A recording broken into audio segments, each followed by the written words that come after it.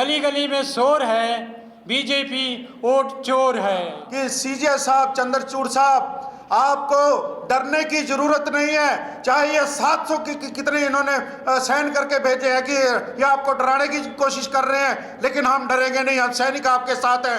बाबा भीमराव अंबेडकर जी ने जो संविधान, जो हमें पावर दी है, हमें बोलने की जो क्षमता दी है, ये संविधान से है। और ये अगर बीजेपी आ जाती है तो मैं गारंटी देता हूं संविधान बचने वाला नहीं है। मैं कैसा हिंदू हूं जो गौ मांस बेचने वाली कंपनी से मेरी चुनी हुई सरकार उससे पैसा ले रही है। फार्मास्यूटिकल कंपनियां हैं जिनके सारे टेस्ट फेल हुए हैं, फिर भी इस गवर्नमेंट ने उनको लाइसेंस दिया।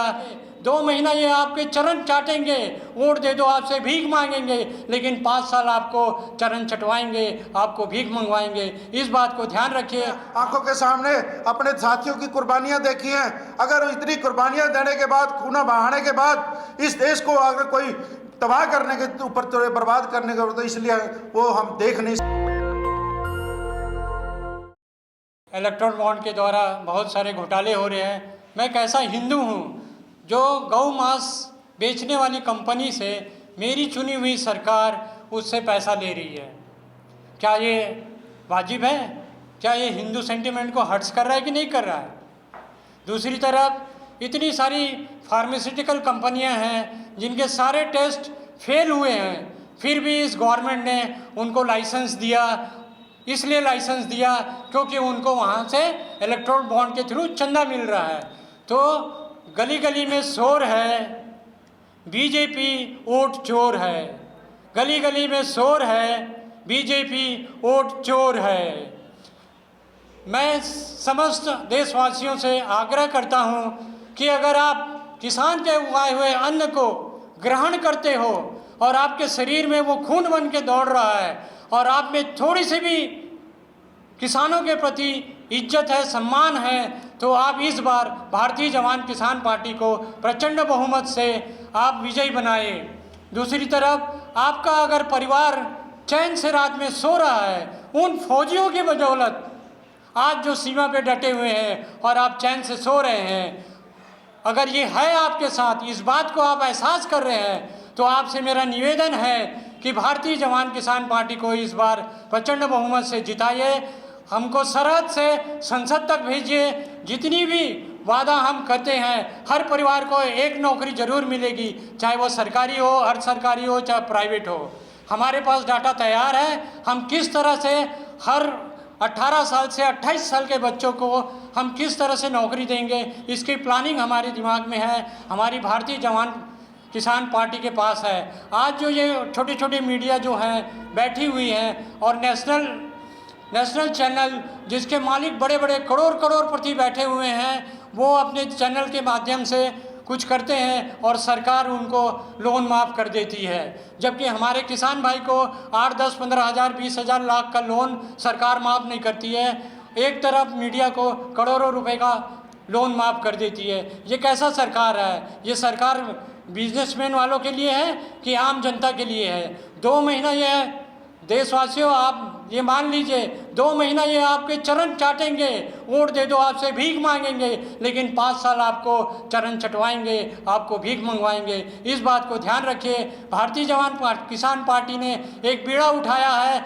आप सभी देशवासियों को सम्मान के साथ जीने के लिए आपको अधिकार मिलेगा, सुरक्षा मिलेगा, सब कुछ मिलेगा। आप डाटा उठा के देख लीजिए, 10 साल में कितनी माँ बहनों का वो हुआ है, रेप हुआ है। इस सरकार ये कहती थी कि मेरे प्रशासन में ये सब कुछ नहीं होगा, लेकिन आप डाटा उठा के देख लीजिए, ये सब अनैतिक कार्य ये बीजेपी वाले ही करते हैं और कराते हैं। देश में भाईचारा का जो माहौल था, आज इन्होंने पूरा बर्बाद कर दिया। इलेक्ट्रो बॉन्ड से लूट रहे हैं, कहीं काले धन को कहीं ऐसे तरीके से घुमा के कंपनियों के जरिए अपने खाते में जमा करवा रहे हैं। इन लोगों ने देश को बर्बाद करने में कोई कमी नहीं छोड़ी। ऐसा आज तक, इतनी उम्र हमारी हो गई है, हमने आज तक नहीं देखा।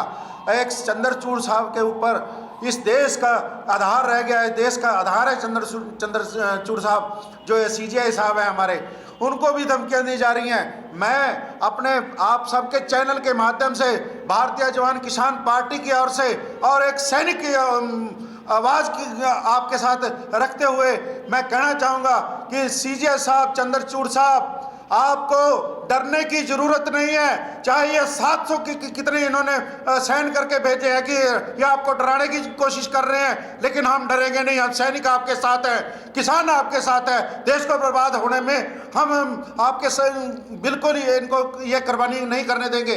इनको ये एक तरफ हम लगा के छोड़ेंगे। हम आपके साथ हैं, आपने घबराना नहीं है। जवान, किसान और देश का हर नागरिक आपके साथ है, लेकिन आपने हारना नहीं है, इनसे डरना नहीं है। मैं अभी भाई साहब के आंखों में आंसू आ गए थे। क्यों? क्योंकि जब देश के लिए कोई कुर्बानी करता है, हमने अपने आंखों के सामने अपने साथियों की कुर्बानियां देखी हैं। अगर इतनी कुर्बानियां देने के बाद, खून बहाने के बाद इस देश को अगर कोई तबाह करने के ऊपर, बर्बाद करने के ऊपर, तो इसलिए वो हम देख नहीं सकते। हम वादा करते हैं देशवासियों से, हम वादा करते हैं पूरे देशवासियों से कि हमने जैसे पूरी सेवा आपके लिए सीमा पर की है, और यहाँ भी हम देश के अंदर भी करेंगे, और आपका दिन रात आपकी सेवा के लिए हम तैयार रहेंगे। आपने घबराना नहीं है, और आपके हमारे को वोट की जरूरत है। अगर आप वोट देंगे तभी हम आपके आवाज़ उठा सकेंगे, तभी हम कुछ कर सकेंगे। ये लुटेरों से देश को बचा लो, ये हमारी हाथ जोड़ के आपके आगे बेनती है। आप हमारे साथ आएंगे और देश को बचाएंगे। मैं अपनी वाणी को यही विराम देता हूँ। अंदर आज यदि फौजी नहीं आए तो इस देश का लोकतंत्र और देश का संविधान नहीं बचेगा। आज बाबा भीमराव अंबेडकर जी ने जो संविधान, जो हमें पावर दी है, हमें बोलने की जो क्षमता दी है, ये संविधान से है। और ये अगर बीजेपी आ जाती है तो मैं गारंटी देता हूं संविधान बचने वाला नहीं है। इसलिए मेरी विनती है, हम देश के रक्षक होने के नाते हम संविधान को भी इन राक्षसों के हाथों नहीं टूटने देंगे। हम संविधान की रक्षा करेंगे।